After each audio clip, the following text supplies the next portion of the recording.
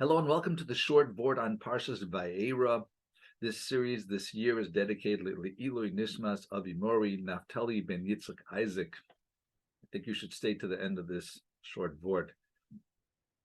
Rabbi Tzvi Hersh Weinreb on allparsha.org shared a not recent story about a Friday morning flight to Chicago that was first delayed and then it was redirected to Milwaukee.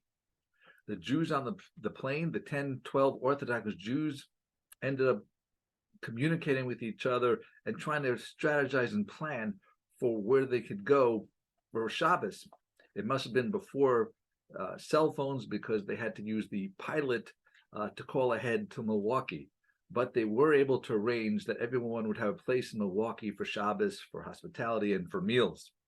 There was a non-Jewish couple that was sitting next to one of the frum young women there, and they asked her, because they couldn't help but overhear the entire conversation, they said, "Are you going to spend an entire Shabbos with people, an entire weekend with people you don't know?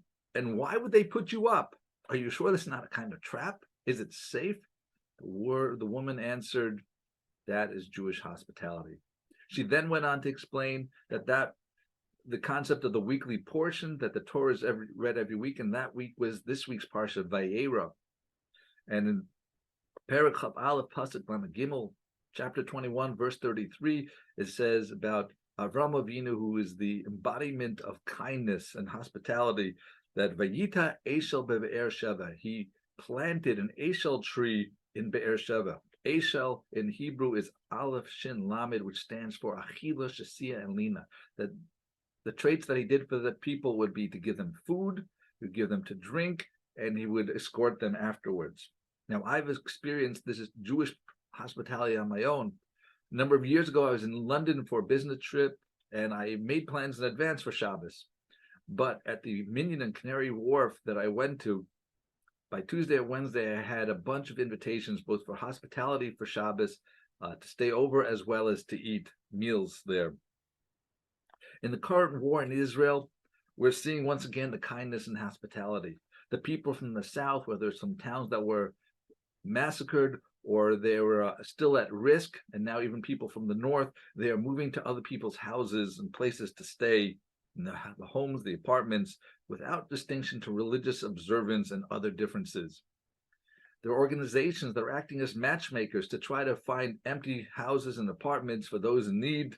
And I personally heard from people who told me that they're lending out their house in Yerushalayim for those in need, as well as someone else told me that in Efrat, 5 houses on that block had basements for the people in need.